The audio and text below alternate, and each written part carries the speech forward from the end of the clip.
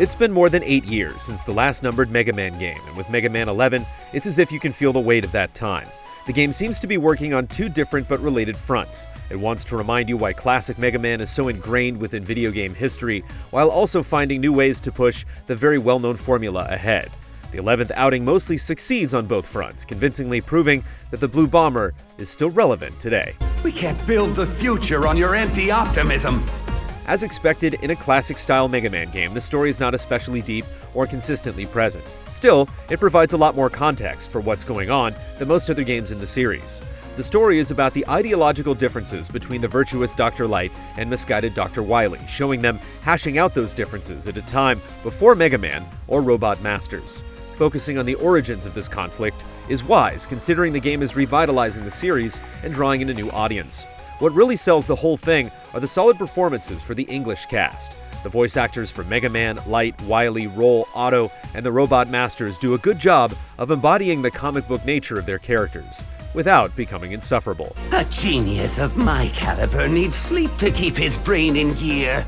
The biggest highlights of the game are the 8 main stages you'll blast through. On paper, constantly bouncing on balls while avoiding hazards and enemies sounds like a nightmare, yet that's exactly what Bounce Man stage is, and it's executed exceptionally well. Although it takes some getting used to, you're given plenty of precision with the bouncing, making it a rewarding and very different sort of obstacle course.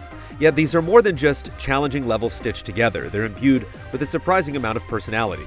Blast Man stage, for example, has set pieces and props that give off the vibe of a wonderfully cheesy action movie. Splendid to see you again, Light. Wily! Stages are quite lengthy, with some featuring multiple mini-bosses, amounting to grueling gauntlets as opposed to a small collection of simple gimmicks. If difficulty is what you're looking for, it's most definitely there, with multi-phase boss fights, precision platforming where a single mistake results in instant death, and enemies coming from every angle. Often the way to overcome is to slow down a bit, analyze the situation, and then utilize the different tools you've acquired. Mega Man also controls well enough to easily get through these stages, with running, jumping, and sliding feeling as tight as one would hope. Challenges test your skills even further with things like a boss rush mode or balloon rush, where you have to carefully navigate a stage, popping some balloons while avoiding others. The gear system, Mega Man 11's core new feature, is chief among your available tools. Gears let you either slow down time or power up shots. When low on health, you can activate both in a last chance effort for survival.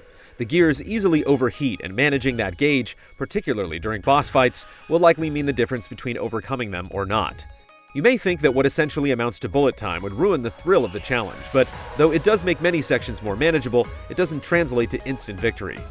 The entire game is designed around the system, and no matter how much it's used, a high level of patience and dexterity is required to succeed. The flaming walls of death that must be outrun in Torch Man stage, and the slippery platforming of Tundra Man stage are prime examples of this. Also worth noting is how consistently helpful boss weapons are, easily circumventing tough areas if you figure out where to use them.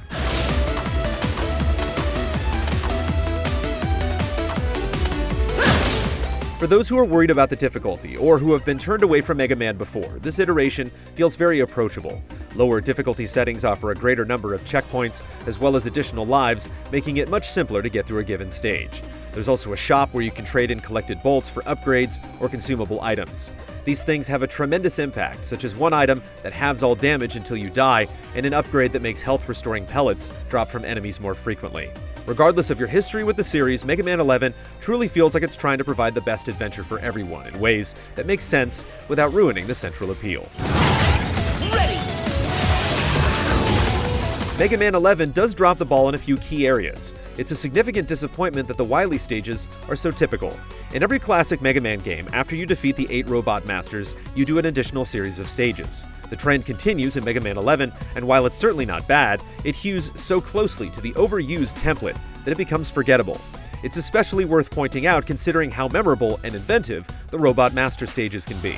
The Wily stages just lack surprise, or really any moments that stand out. The music is also sadly underwhelming. The bubbling, bopping tracks are serviceable, but in a series where the music is as legendary as the games themselves, it never reaches the high marks that came before. Many of the tracks just kind of fade into the background instead of actively amplifying the stage.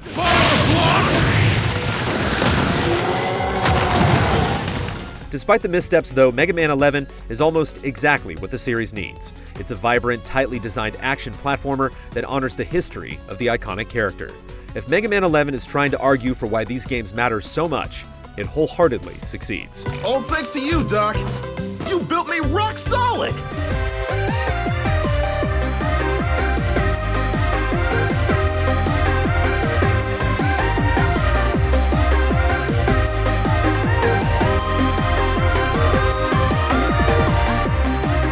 Easy Allies reviews are made possible by generous viewers just like you. If you like what you see, check out patreon.com/easyallies to help us make more. For just $1 a month, you can gain access to weekly updates, spoiler discussions, and exclusive shows.